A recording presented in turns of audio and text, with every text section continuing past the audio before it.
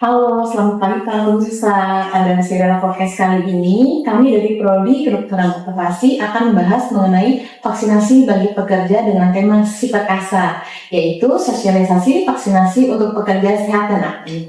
Saat ini sebelah saya ada seorang narasumber, yaitu Dr. Astri Mulyanti Molik, spesialis okupasi yang berpengalaman terkait vaksinasi bagi pekerja di tempat kerja dan juga sekaligus praktisi yang akan berbagi ilmu dan pengalaman beliau dalam melakukan vaksinasi pada pekerja. Selamat pagi Dr. Moni. Bagaimana kabarnya dokter? Jadi berbicara tentang regulasi dokter ya. Apakah vaksinasi bagi pekerja ini diwajibkan di beberapa negara gitu dokter? Yang sudah jelas negara yang memang mewajibkan gitu dokter. Kan ada beberapa negara yang memang belum terlihat mewajibkan untuk vaksinasi gitu dokter. Mungkin bisa dijelaskan.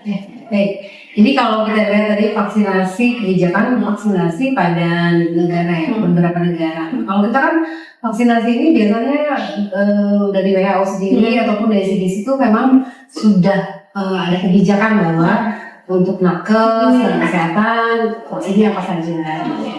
Nah, kalau di luar memang sudah menjadi suatu kewajiban. Bahkan mungkin kalau influenza sendiri bukan hanya untuk health workers, tapi untuk masyarakatnya sudah harus vaksinasi sebaiknya influenza karena memang mereka negara 4 musim gitu kan. Nah kalau di kita kan mungkin karena musimnya cuma 2, kemudian jadi kita memprioritaskan untuk pekerjaan apa saja sih yang memang diprioritaskan untuk vaksinasi influenza gitu ya. Nah ini kan kebijakan di saat ini sedang dalam proses pengajuan juknis. Tadi saya ceritakan ya bahwa vaksinasi influenza kan menjadi suatu, kita berharap ini ke depannya akan menjadi suatu vaksinasi program untuk kesehatan.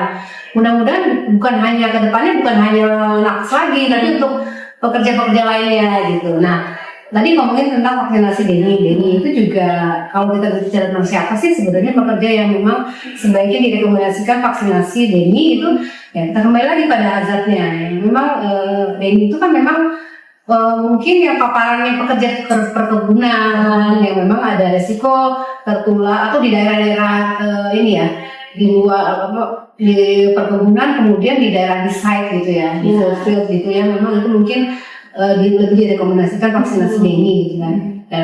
Kembali lagi pada faktor resiko kemudian pajanan lagi.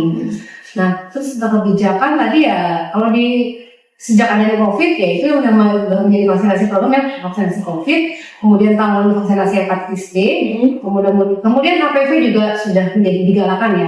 Walaupun memang bukan hanya dari pekerja tapi lebih ke arah masyarakat dari mulai anak perempuan di usia sekolah itu sudah diberikan vaksinasi HPV. Kalau kita ngomongin vaksinasi HPV, prioritasnya buat pekerja apa? Biasanya ya pekerja seks komersil ya. Itu tapi kan mungkin masih jadi stigma ya. Tapi memang sebaiknya memang kalau memang sudah berjalan program vaksinasi HPV pada masyarakat ya mungkin nanti ya mau kita memang mengakui memang ada pekerja seks komersil ya. Kita harus terlindungi dengan vaksinasi HPV tersebut. Nah itu mungkin kita tadi kan kita belum ngomongin masalah vaksinasi untuk food handler makanan itu juga kan nanti ada vaksinnya berarti vaksin hepatitis A dan vaksin tivoid gitu ya. Cuma kadang-kadang pada pekerja food handler itu kan sakitnya itu lebih ke akut ya kelihatannya. Kalau akut mereka akan kelihatan gejalanya tapi kemudian vaksinnya kan nggak mungkin di fase akut ya. Mungkin dia akan lebih bagus untuk preventif untuk ya. Makanya pentingnya medical check up pada pekerja-pekerja tadi ya selalunya food handler dari paketnya sendiri harus berbeda. Kita harus mengidentifikasi apakah mereka terpapar bahaya potensial yang memang ditularkan melalui penyakit melalui kontak makanan. Nah itu teridentifikasi seperti apa. Nah mungkin juga nanti kedepannya food handler untuk pekerja-pekerja penyambung makanan food handler diwajibkan vaksinasi hepatitis A, vaksinasi tivoid gitu. Mungkin akan menjadi suatu program lagi ya. Jadi memang harus mulai dari pemerintahnya juga ya dokter ya untuk sadar bahwa vaksinasi ini penting ya dokter. Jadi ada program-program ke depannya gitu dokter. Menarik banget ya dokter. Saya jadi banyak pengetahuan nih setelah kita berdiskusi ini ya dokter ya ternyata. Jadi memang diskusi yang saat ini sedang kita lakukan dengan Dokter Astri ini banyak sekali memberikan insight bagi kita ya gitu ya, tentang pentingnya vaksinasi bagi pekerja, dan juga banyak dijelaskan lebih detail lagi gitu. Benar-benar menurut saya sangat menarik sekali ya dokter ya. Mungkin nanti kedepannya bisa kita akan bahas lebih dalam lagi ya dokter ya. Sekali lagi dokter, terima kasih atas penjelasannya yang sangat detail. Dan juga sebelum kita akhiri ini dokter, mungkin dokter bisa memberikan pesan penutup mungkin bagi para pemirsa yang nonton tentang vaksinasi gimana, atau ragu untuk vaksinasi gimana caranya dokter bisa diberitahu gitu.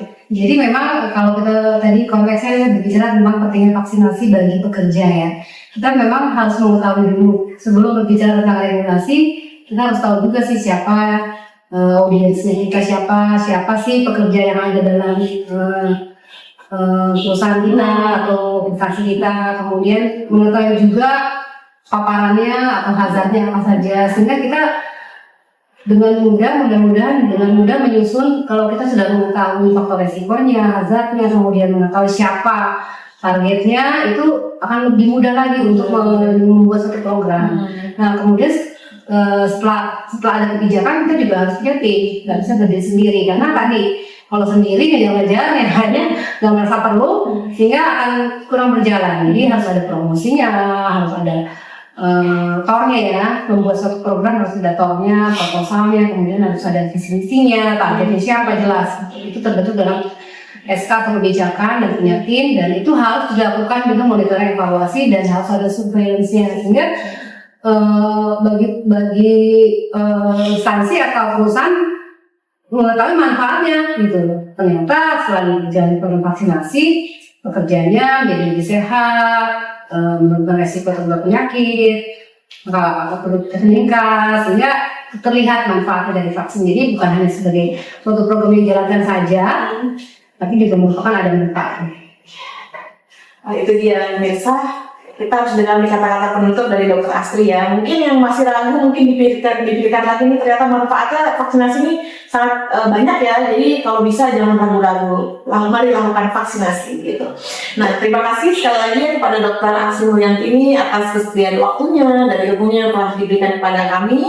Terus juga kepada semua tim dari podcast yang sekarang sedang kita lakukan ini. Terima kasih juga kepada pemirsa semua yang telah mendengarkan podcast ini, bahwa di podcast ini dijelaskan mengenai pentingnya vaksinasi bagi pekerja, dan ini juga kalau bisa disebarluaskan gitu, agar para pekerja sadar akan pentingnya vaksinasi. Jangan misalnya kita menonton habis itu sudah kita tidak melakukan apa-apa, atau kita cuma selewat aja gitu. Kalau bisa nih, wah jadi ilmu yang bisa disebarkan, dan juga jadi motivasi untuk memperbaiki kesehatan. Jadi misalnya kayak kan untuk preventif.